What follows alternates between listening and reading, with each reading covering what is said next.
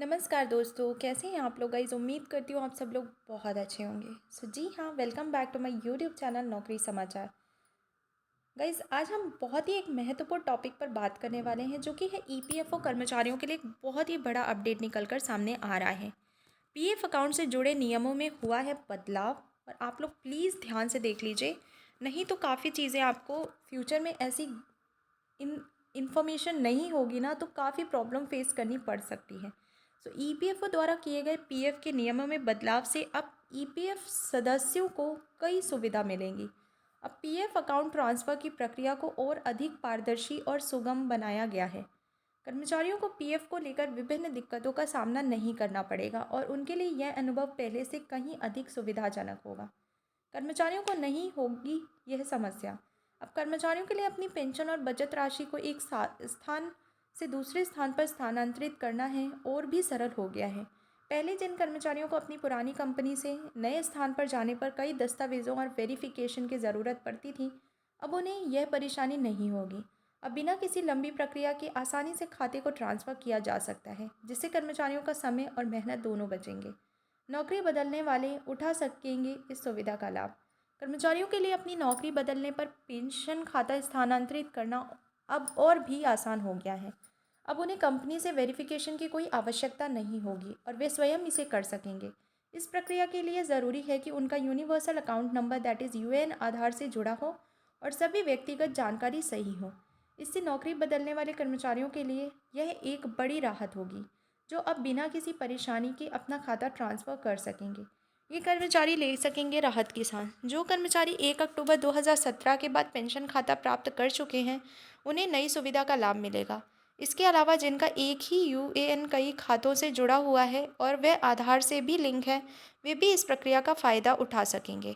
ऐसे कर्मचारी अब बिना किसी कठिनाई के अपना खाता स्थानांतरित कर सकेंगे, जिससे समय की बचत होगी और कार्य प्रक्रिया में आसानी हो आएगी। पेंशन राशि हो सकेगी एकीकृत। यदि आपके पास एक ही आधार नंबर से कई ईपीएफ खाता संख्या जुड़ी हों और वे अक्टूबर 2017 के बाद जारी हुआ हो, तो यह सभी खातों को एक ही माना जाएगा। इस प्रक्रिया से कर्मचारियों के लिए अपने ईपीएफ को एक स्थान से दूसरे स्थान पर ट्रांसफ़र करना आसान हो जाएगा। ये तरीका बिना किसी परेशानी के विभिन्न कंपनियों में काम करने वाले कर्मचारियों के लिए सुविधाजनक है, और उनकी पेंशन निधि को एकीकृत करने में मदद करता है। व्यक्तिगत जानकारी होनी चाहिए सही। अगर ईपीएफ खाता संख्या पुराने तरीके से जारी हुआ है और आधार से जुड़ा हुआ है, तो उसमें बदलाव किए बिना खाता ट्रांसफ़र किया जा सकता है।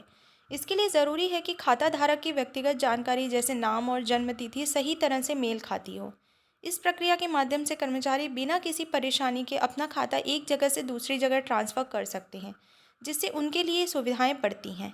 पुराना खाता किया जा सकेगा ट्रांसफ़र जब अलग अलग यूनिवर्सल अकाउंट नंबर जुड़े होते हैं और इनमें से कम एक यूएएन 1 अक्टूबर 2017 से पहले जारी हुआ हो, तो ट्रांसफ़र की प्रक्रिया आसान होती है।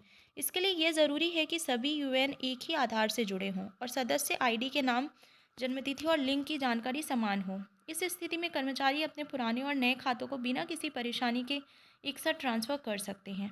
कितना प्रतिशत हिस्सा जाता है ईपीएस में? ईपीएफओ की योजना के तहत निजी क्षेत्र के कर्मचारियों की मासिक वेतन का 12% का एक हिस्सा पीएफ खाते में जमा किया जाता है।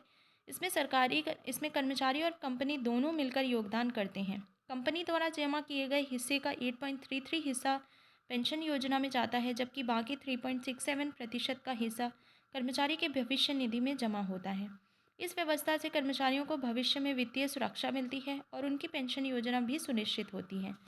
ये था कुछ अपडेट ईपीएफओ को लेकर जो निकल कर सामने आ रहा था, और मुझे उम्मीद है कि आप लोगों को चीज़ें समझ आ गई होंगी। अगर आपको वीडियो अच्छी लगी है तो प्लीज़ आप लोग चैनल को ज़रूर सब्सक्राइब करके जाएं, और ऐसी और इन्फॉर्मेशन के लिए आप लोग ज़्यादा से ज़्यादा चैनल को सब्सक्राइब कर लें, और ऐसी इन्फॉर्मेशन मैं आप लोगों को देती रहूँगी। जय हिंद, जय भारत।